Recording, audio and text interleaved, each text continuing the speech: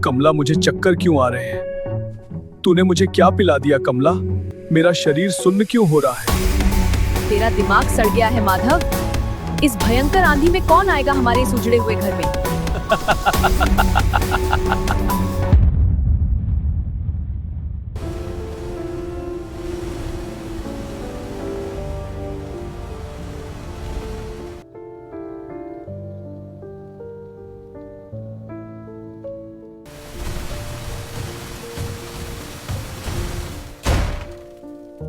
कमला, ओ कमला, जरा एक लोटा पानी दे दे, गला सूख रहा है मेरा।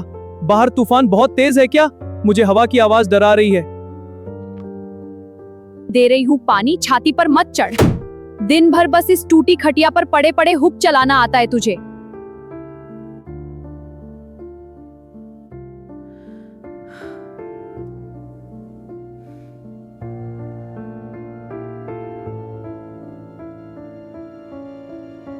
ले रतन, तू ये बासी रोटी छोड़ और ये ताजा गुड़ खा।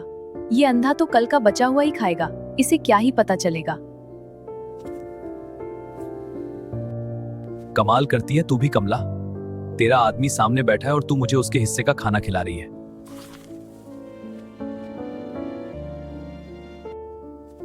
कमला, तू किससे बात कर रही है? मुझे किसी और की आवाज सुनाई दी। कोई आदमी है क्या घर में? तेरा दिमाग सड़ गया है माधव। इस भयंकर आंधी में कौन आएगा हमारे इस उजड़े हुए घर में? हवा की आवाज है ये। तू चुपचाप बैठ। नहीं कमला, मेरे कान अंधे नहीं हुए हैं। मुझे किसी के चबाने की आवाज आ रही है। कोई मेरे बहुत करीब बैठा है, मुझे महसूस हो रहा है। ये तो बड़ा तेज है। मुझे लगता है मुझे अब यहाँ से निकलना चाहिए, कहीं से शक ना हो जाए। तू चुपचाप बैठ। ये अपनी जगह से उठ भी नहीं सकता। बाहर बहुत तेज तूफान है। आज रात तू यहीं रुकेगा मेरे पास। कमला, तू कुछ बोल क्यों नहीं रही? मुझे पानी क्यों नहीं दे रही?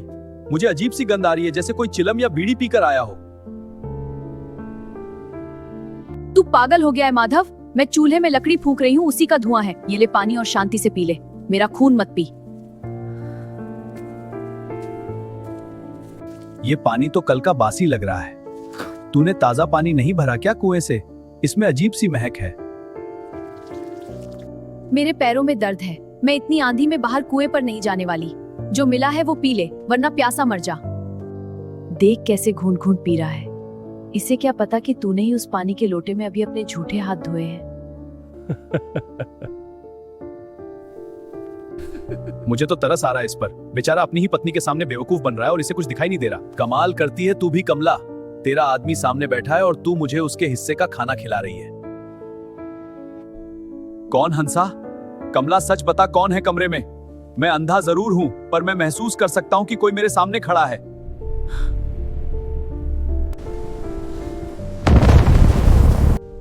चिल्ला मत माधव। गांव वाले सुन लेंगे तो क्या सोचेंगे? मैं कह रही हूँ ना, कोई नहीं है। तू बस अपनी खटिया पर लेट जा और मुझे तंग मत कर। मेरे दिल में बहुत घबराहट हो रही है कमला। मुझे ऐसा लग रहा है जैसे मेरे साथ कुछ बहुत बुरा हो रहा है। मुझे ऐसा क्यों लग रहा है कि तू मुझसे दूर खड़ी है? बुरा तो मेरे साथ हुआ है, जो तुझ जैसे अंधे और अपाहिज के पल्ले बांध दी गई। मेरी जवानी इस झोपड़ी में सड़ गई। अब चुप कर और सोने दे मुझे।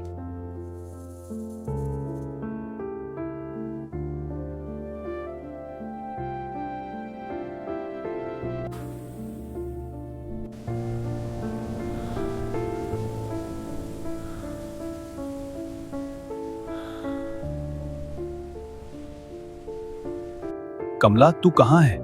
मुझे तेरी चूड़ियों की खनक सुनाई दे रही है, पर वो आवाज मेरे पास से नहीं, उस कोने से आ रही है। मैं यही हूँ, बस बर्तन समेट रही हूँ। तू अपनी आंखें बंद कर और सो जा। मैं अभी आ रही हूँ तेरी खटिया के पास।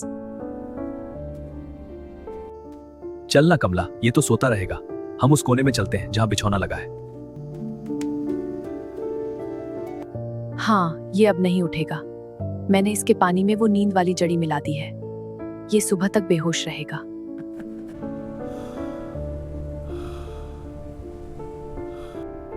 कमला, मुझे चक्कर क्यों आ रहे हैं? तूने मुझे क्या पिला दिया कमला? मेरा शरीर सुन्न क्यों हो रहा है? कुछ नहीं पिलाया, तेरी तबीयत खराब है। सो जा माधव, आज की रात बहुत लंबी है और मुझे चैन की नींद चाहिए। सो जा हमेशा के लिए।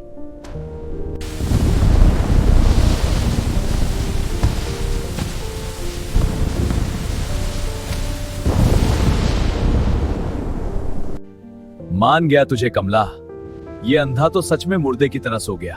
अब कल सुबह तक इसे कुछ होश नहीं आने वाला। अरे इसे तो वैसे भी होश नहीं रहता, आंखें तो इसके पास है नहीं और अब दिमाग भी सुन पड़ गया है इसका। पर मुझे डर लग रहा है कमला, अगर गांव वालों को हमारे बारे में भनक भी लग गई तो पंचायत हमें जिंदा जला देगी। तू डरपोक ही रहा रतन। कौन आएगा इतनी रात को इस उजड़े हुए घर में? और ये अंधा माधव, ये जाकर किसको बताएगा?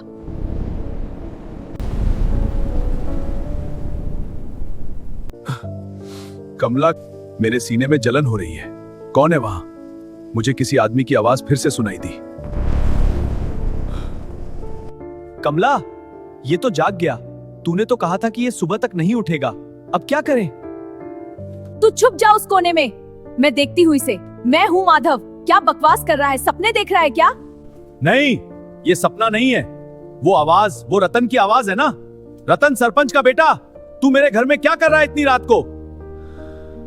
तेरा दिमाग सच में फिर गया है। मैं अकेली हूँ यहाँ। तूने भांग खा ली है क्या जो तुझे सरपंच का बेटा यहाँ दिखाई दे रहा है? मुझे दिखाई नहीं देता कमला, पर मैं सुन सकता हूँ। मैंने उसके खांसने की आवाज सुनी है। और तेरी चूड़ियां तू उससे चिपक कर बैठी है ना। बता कमला, तूने मेरे अंधेपन का ये सिला दिया। जिस घर की मैं दिन रात पूजा करता था, तूने उसी घर को गंदा कर दिया।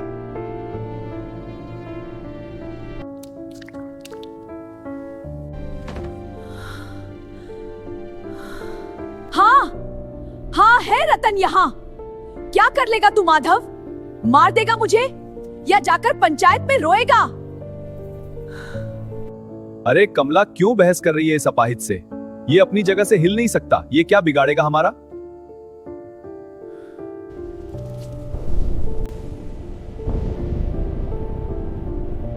रतन, तूने मेरे साथ ऐसा क्यों किया? मैंने तेरा क्या बिगाड़ा था? और कमला, तूने मेरी पीठ में छुरा घोंप दिया।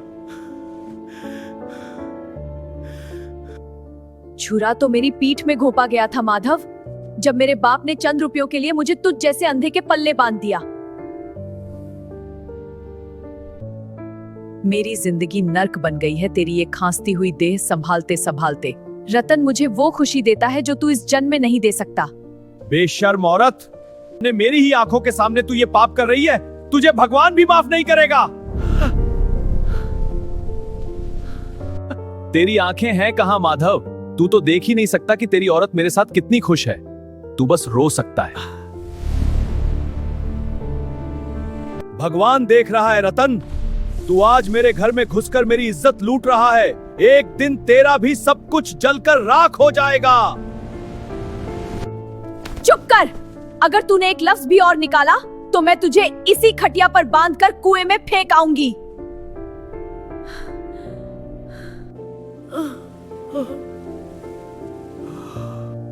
मार दे मुझे कमला, मार दे। इस अपमान के घूंट पीने से अच्छा है कि तू मेरा गला घोट दे आज। नहीं माधव, तुझे मारेंगे तो हम फंस जाएंगे। तू ऐसे ही तड़पेगा हर रात और हम तेरी ही छत के नीचे आजाद जिएंगे।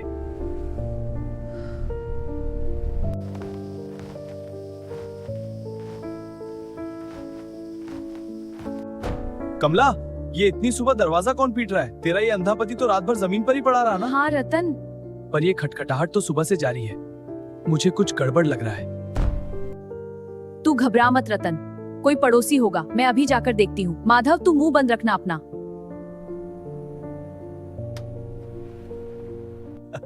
मुंह तो अब थारे दोनियों को बंद रखना पड़ेगा कमला, क्योंकि जो द्वार पे है वो हमारा बुलाया मेहमान है। क्या बकवास कर रहे हो है? तू तो अपनी जगह से हल भी को नहीं सके। तूने कुण को बुला लियो इतनी सुबह?